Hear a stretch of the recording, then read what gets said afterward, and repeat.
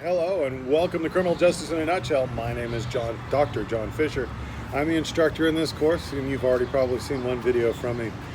This week we're talking about pre-Furman and the pre-Furman period of the execution of capital punishment within the United States. I'm filming here today in the patio of Starbucks in Abilene, Texas. So if it's a little noisy and you hear the noise in the background, that's the road going by and customers and whatnot coming through. My videos, I don't know, I've tried putting up a video that was 30 minutes long here at YouTube and it wouldn't load. I've found that as long as I keep my videos under 15 minutes, they load without a problem, there are no issues, and I can go on with my day. So I'm going to do my very best to get the history of the death penalty only in the United States inside of now 14 minutes. The pre-Furman period of the death penalty runs from 1608 to 1972. The first person to be executed in the United States of America was in 1608, before it was even a country, when it was still just a territory and still just a provinces of the British empires. Captain George Kendall, he was the counselor for the Virginia colony, and he was executed for being a spy for Spain in 1608. The English, the British, and the Spanish were at war, and that war spilled over into the Americas. Captain George Kendall was convicted, found guilty of treason and espionage, and was hung by the neck until he was dead. Back during the early colony days of the United States, there were a lot of crimes that you could be executed for: idolatry, witchcraft, blasphemy. Just those three alone today are laughed at. Nobody cares about worshiping at the idol called the television, or worshiping the gridiron gods of football and the American Ninja and basketball and hockey. Nobody cares about idolatry anymore. Nobody cares about witchcraft. I was at the park the other day with my son at the splash pad, and there was this woman there, and her hair was all purple and black, and she was wearing all black, and she had earrings and nose rings and lip rings, and she was wearing a shirt, and where my shirt says Martin Dies Junior State Park, hers said the Black Cult Wiccan Sorcery something clan. She was part of a black witchcraft group, and witchcraft is recognized as a religion. Wicca is recognized as a religion today. And you know that everybody blasphemes God and Jesus and Muhammad and Buddha and all, it's just, this entire country is blasphemous. Okay, so, those three things could get you killed during the colonial days, but not anymore. Some of the other crimes is murder, manslaughter, poisoning, bestiality, sodomy, homosexuality. Sodomy is a roundhouse law that comprises of anything other than missionary sex. See, buggery is anal sex, and then there's oral sex, and there's cunnilingus and fellatio, which are oral sex. All of these fall under the role of sodomy. Adultery was a death penalty offense. Man stealing. Okay, I'd like to joke and say if you stole somebody's husband and you were a home wrecker, they would execute you. But what they're talking about here is you stealing a man and putting him into bondage and putting him into slavery. I know that doesn't make a whole lot of sense, seeing that in the 16, 17, and 1800s we had slavery in this country. Man stealing somebody else's slave, was also a punishable offense by the death penalty. False witness. If you lied in court, you could be executed. And conspiracy and rebellion. The biggest conspirator of them all would be Robert E. Lee, General Robert E. Lee. He ran the armies of the Confederacy. Well, he was the general of the armies of Virginia, but he basically ran all of the armies of the Confederacy. he was not given his citizenship back until Jimmy Carter did so in 1976 or 1977. He was finally forgiven for his rebellion against the United States. But these are all crimes that were punishable by death a long time ago. They're not anymore. You commit adultery, nobody cares anymore. There have been approximately 19,000 people executed in this country since 1608. They were performed under civil as opposed to military authority. The military did not execute. The United States justice system has a separate military code of justice. It's called the UCMJ. So it's the Uniform Military Code of Justice. They dealt with all of the military members. Everything else was civil in our district courts.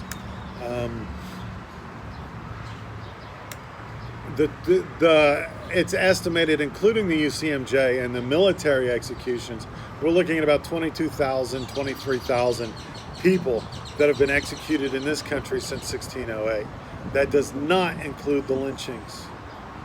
Okay. There's approximately 10,000 African American men in the late 1800s, early 1900s that were lynched. And then there were also the lynchings out here in the West, in Texas. If you committed a crime and the populace didn't want to wait for the courts to take care of you, they could just up and they would snag you out of jail and they would hang you on the local tree. There's a few stories. I was in Tombstone a few weeks ago, and there are a few stories about lynchings where a mob just came, grabbed a guy that they believed needed to be dead, and they hung him. The coroner's report, and I cannot remember his name. His last name was Bell. But the coroner's report and the letter to his mother back on the East Coast said, your son died of lack of oxygen at a high altitude. They hung him from a telegraph pole. I guess that means.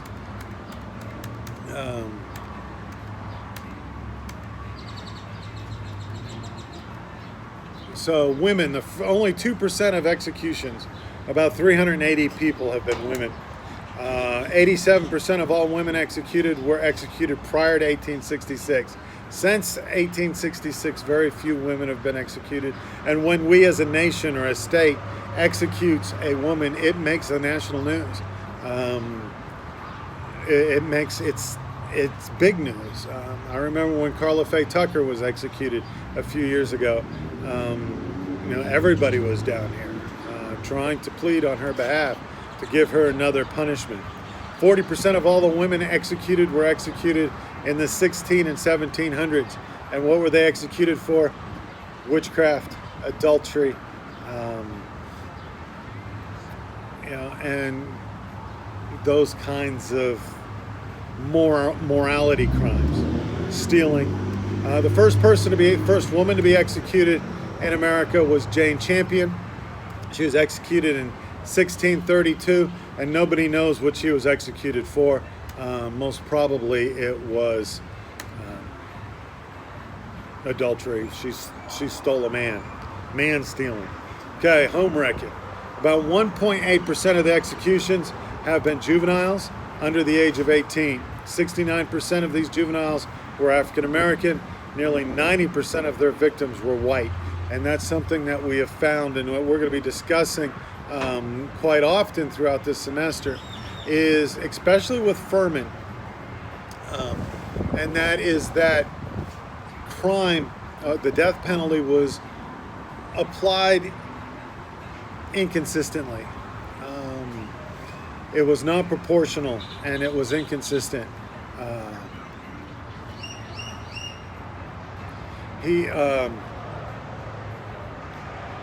If you had a white guy and a black guy, now I share this in my face-to-face classes, so I might as well share it now. Prior to Furman, prior to 1972, if your victim was white, and you were African American, you would be executed, period. If your victim was Hispanic and you were African American, you might still get executed, but you'd probably end up in prison for the rest of your life. If your victim was African American and the offender was African American, nobody would care, and you might get probation, maybe get a small prison term. And a lot of people say that still goes on today.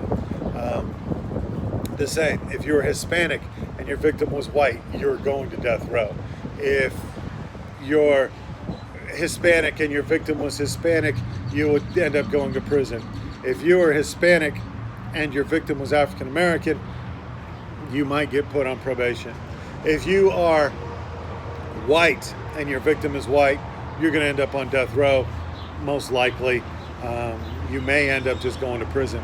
If you're white and your victim is Hispanic, you're going to prison. If you're white and your victim is African American, you probably wouldn't even get arrested for it. The first juvenile to ever be executed in this country was Thomas Grunger. He was white, by the way. He was executed in the Plymouth colony in Massachusetts for the crime of bestiality. Him and his goat were a little too friendly, and he was hung by the neck until dead because of his crime of bestiality.